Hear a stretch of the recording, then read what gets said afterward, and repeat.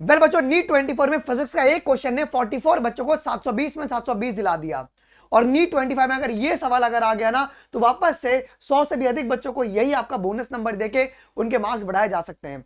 तो इस वीडियो को आप लोग इतना शेयर करना कि एनटीए और सीबीएसई तक दोनों तक ये वीडियो पहुंच जाए यार। और प्लीज सीबीएसई, हाथ जोड़ की विनती है, आप अपनी एनसीईआरटी को करेक्ट करके अपडेट कर दीजिए और बच्चों को इन्फॉर्म कर दीजिए। ये छोटी छोटी गलती से फिजिक्स के एक सवाल ने हजारों रैंक को आगे पीछे कर दिया था। अब ये पूरी गलती क्या है जो कि एनसीईआरटी में और हमारे एक्सपीरियंस टीचर्स भी जो है इसके बारे में क्यों नहीं बात की आज तक। अगर एक गलती से अगर ये 24 में क्वेश्चन आ जाता तो आपके पास इन बच्चों को भी वापस से बोनस नंबर इसमें देना पड़ता उनको। ठीक है, अब ये पूरा माजरा क्या है मैं आपको आराम से बताता हूं, तो इस वीडियो को आप लोग एंड तक जरूर से देखना। मैं आपके कॉन्सेप्ट भी क्लियर करवा दूंगा बच्चों यार। ओके, देखो अगर तुम देखोगे तो इस बार इन्होंने जो टॉपर का लिस्ट निकाला था 24 में, उन्होंने क्या बताया था कि 44 बच्चों को हमने फिजिक्स के आंसर की को रिवाइज करने के बाद 720 में से 720 दिया था, इन्होंने माना जी। अब यार एक चैप्टर जिसका नाम है रेस्पिरेशन इन प्लांट, उसके अंदर तुम्हारा ओल्ड और न्यू एनसीईआरटी में बहुत बड़ा कॉन्ट्रडिक्शन हो गया है। हम बच्चों को क्या पढ़ाते हैं कि एक NADH2 बनाने के लिए एक NADH2 से हमारे पास 3 ATP बनता है और एक FADH2 से हमारे पास 2 ATP बनता है। ये हम बच्चों को पढ़ाते हैं जी। ठीक है, तो ये तुम्हारी पुरानी एनसीईआरटी का जो इलेक्ट्रॉन ट्रांसपोर्ट सिस्टम वाला डायग्राम है, अगर तुम बड़े गौर से देखोगे तो पुरानी एनसीईआरटी में क्या लिखा है कि हर एक ATP बनाने के लिए, एक ATP बनाने के लिए 2 हाइड्रोजन हमें लगता है। ये पुरानी एनसीईआरटी में लिखा हुआ है जी। देखो अगर तुम पढ़ोगे तो यहां पे क्या लिखा हुआ था कि for each ATP produced okay 2 hydrogen through the F0 from the intermembrane space to the matrix down the electrochemical gradient. क्या कि अगर मुझे एक अगर ATP बनाना तो मुझे 2 हाइड्रोजन लगेगा। और डायग्राम में भी अगर तुम देखो तो उन्होंने यही दिखाया हुआ है कि सर 2 हाइड्रोजन हमारे पास लगेगा, जिससे कि हमारे पास एक ATP यहां पे आपके बन रहे हैं। कोई दिक्कत की बात नहीं है, ये आपकी ओल्ड एनसीईआरटी में दिया हुआ है। अब न्यू एनसीईआरटी में ब्लंडर यहां पे क्या किया गया है, अगर न्यू एनसीईआरटी का तुम अगर ETS देखोगे तो यहां पे तो भाई उन्होंने लिखा है कि इंटरमेम्ब्रेन स्पेस में 2 hydrogen 2 hydrogen 2 hydrogen. New NCERT में इंटरमेम्ब्रेन स्पेस में अगर तुम देखोगे, अगर मैं इसको जूम करता हूं, कितना है 4 हाइड्रोजन। ठीक है, चलो कोई दिक्कत, आज कॉन्सेप्चुअली करेक्ट है। 4 हाइड्रोजन और तुम्हारे पास 2 हाइड्रोजन, मतलब कुल यहां पे तुम्हारे पास यहां पे कितने प्रोटॉन्स है? ओके 10 हाइड्रोजन है। कोई दिक्कत की बात यहां पे अपने को नहीं है जी। अब यहां पे अगर तुम देखो तो न्यू एनसीईआरटी में क्या बोला है, तो न्यू एनसीईआरटी में अगर मैं यहां पे थोड़ा सा दूर हटूं तो वहां पे इन्होंने क्या लिखा है कि फॉर ईच ATP प्रोड्यूस्ड, हर एक ATP बनाने के लिए 4 हाइड्रोजन को हमें पास करना पड़ेगा। किसके थ्रू बच्चों? Through the F0 from the intermembrane space to the matrix down the electrochemical proton gradient. मतलब क्या? अब न्यू एनसीईआरटी हमें कह रही है कि सर अगर एक ATP अगर आपको बनाना है ना, आपको 4 हाइड्रोजन को पास करना पड़ेगा।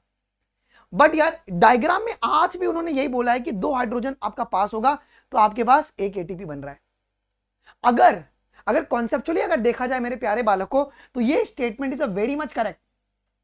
ओके, जो आपका ये स्टेटमेंट है ना कॉन्सेप्चुअली बहुत करेक्ट है। क्योंकि अगर तुम बड़े कॉमन से देखो, अगर 4 हाइड्रोजन अगर पास हो रहा है तो एक आपका ATP बन रहा है।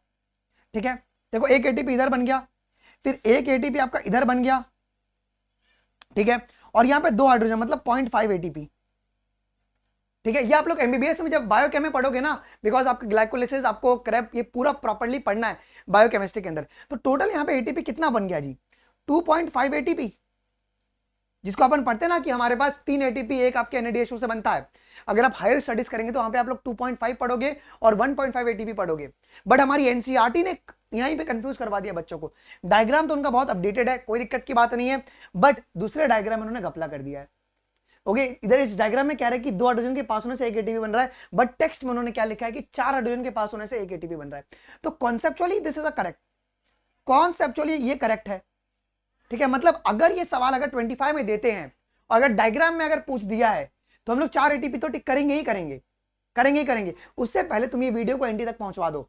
ओके, एनटीए सीबीएसई को बोलेगा प्लीज भाई अपडेट करवा दो इसको। ओके, तब जाके तुम्हारे पास 4 हाइड्रोजन जो है उससे एक ATP आपके पास बनता है। That is a correct conceptually बच्चों। बट ये डायग्राम को अपडेट करना बहुत जरूरी है जिससे कि ब्लंडर क्रिएट ना हो यार।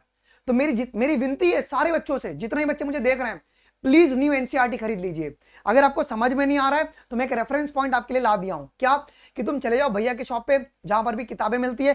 क्लास 11th में 251 तुम्हारे पास पेजेस हैं और क्लास 12th में तुम्हारे 227 पेजेस हैं तुम्हारी क्लास 11th और 12th की एनसीईआरटी में। जाइए और आप लोग ये एनसीईआरटी बाय कर लीजिए न्यू एनसीईआरटी में। और भी बहुत सारी चेंजेस हुई हैं जिसके बारे में आपको कल वाली वीडियो में बताने वाला हूं मैं। और इस वीडियो को प्लीज मेरी हाथ जोड़ के विनती, मैं कभी रिक्वेस्ट नहीं करता हूं, इसको अथॉरिटी तक पहुंचा देना यार।